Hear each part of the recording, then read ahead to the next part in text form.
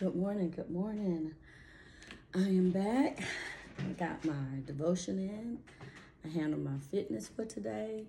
And now it's time to get my finances in order for today.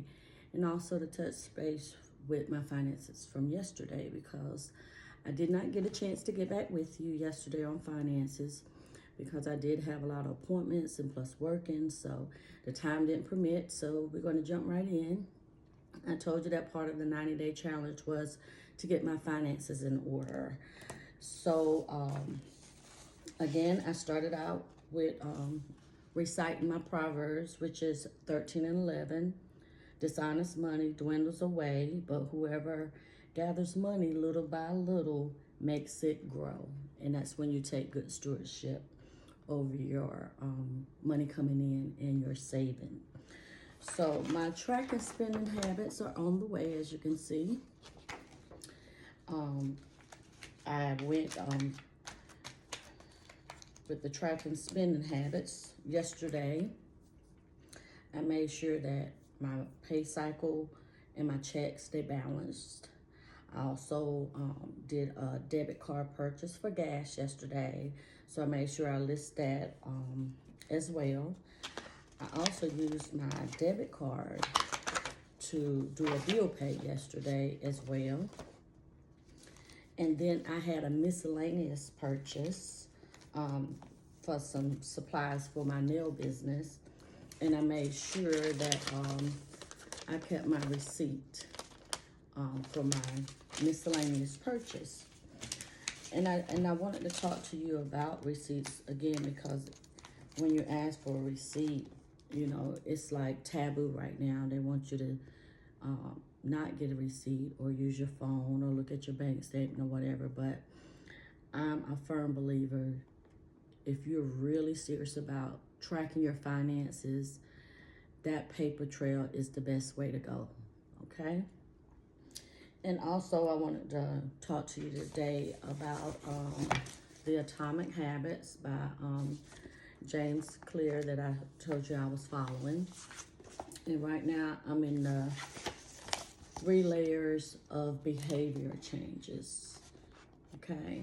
And I guess you say, well, what does behavior have to do with overall finance? It has a whole lot to do with it, because if your behavior pattern is stuck on impulse spending, like I am on certain days, that's why I'm studying and redoing, then we have to change our behavior pattern. It's no other way to put it. And it changing the behavior pattern, as James Clear says, that on the first level is changing your outcomes, okay? And which is the outcome, meaning I can take that as far as with my fitness. My outcome, I want to be healthier. I want to be a little bit smaller. So that's my outcome results. The second layer is changing my process. How am I going about doing it? Well, I thought I could have fitness in the evening times when I would finish my daily schedule. Well, that didn't work out for me. I wound up going to bed and doing nothing. So I agree with him in changing that process. I am now getting up before my day starts to get my spiritual, my fitness done before I even start my day. The third deepest layer to your behavior change is the identity of yourself. What identity are you walking around with when it comes to you and the things that you want to see changes in your life over? Me, myself, my identity is false behavior, and I want to work my way to the truth. No other way to put it, you know.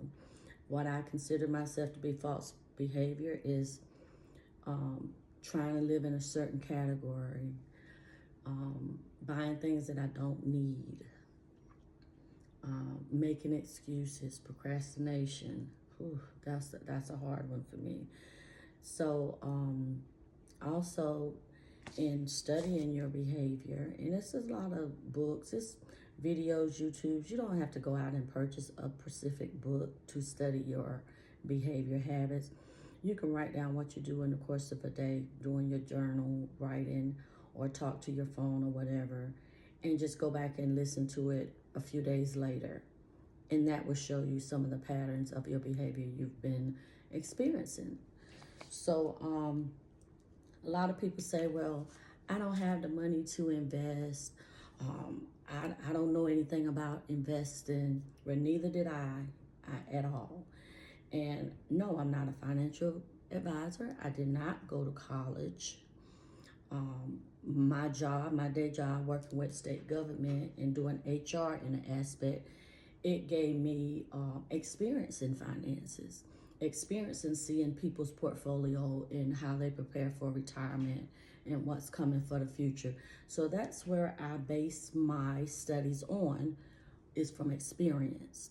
And right now I do have 30 years plus experience with state government in HR and finance through my employer and accounts. So that's why I say that.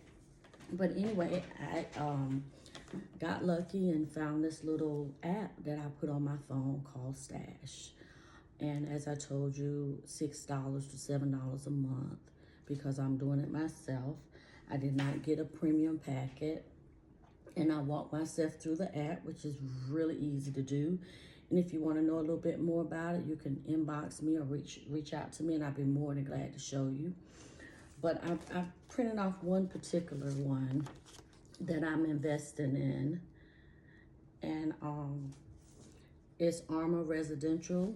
It's a real estate app, and it's a real estate stock.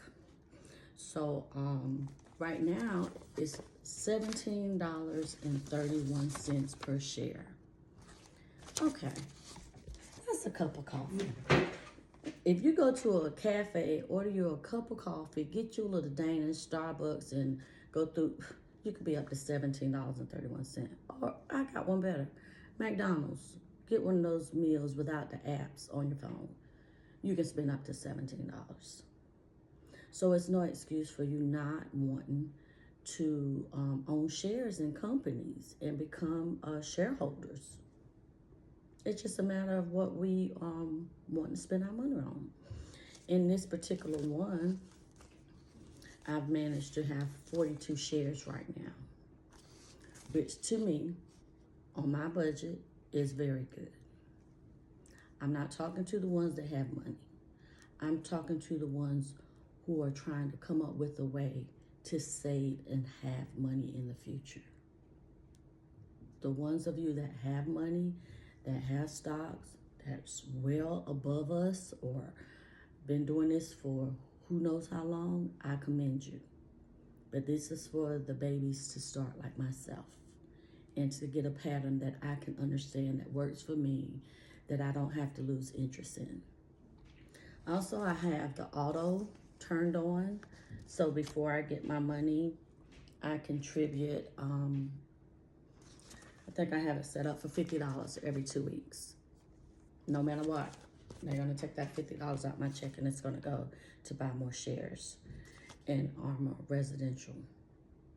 Okay, what does this do for me? It gives me dividends. What are dividends? It's a percentage back for you having shares in your company or wherever you're buying your stocks at. Think of it as money back from coupons. Like if you went to the store and they gave you a percentage of your purchase back, same thing. The more coupons you have, the more money you save. The more shares you have, the more payback they give you.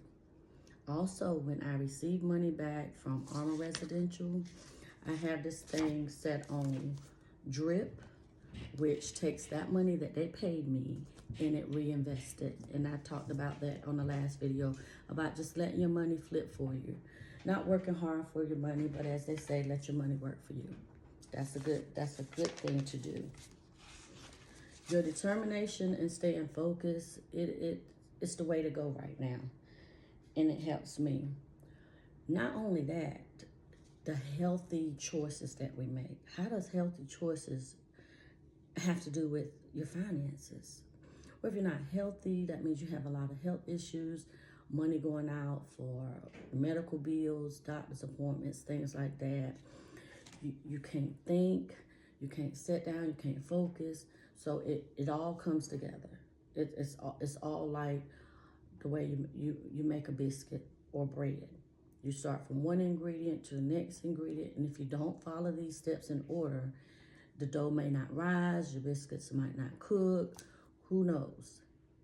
It's just a formality that we have to take in consideration when we're trying to change, again, our behavior patterns of being in a negative way. Also, I took it in consideration to go through and see what things that I did not want to keep far as my finances. Because when you have things laying around in your home that's of value, that you're not using, that can help your financial situation, handle that. Sell it. Set up a storefront. Something. Just don't look at it accumulating in a corner, in a closet. I'll give you a prime example. I went through a declutter. Found shirts with tags on them, styles that I know I was never going to wear. Don't ask me what prompted me to buy it from the start, but I did. I let it sit in my closet. So when I decluttered, I wound up donating those things. Now, did I feel as though I wasted my money? Of course. But when I donated them, I had to look at it through spiritual eyes. I was able to bless someone else. So I'm going to cut this video by saying stocks are affordable for you to own. Itemizing with receipts can be done.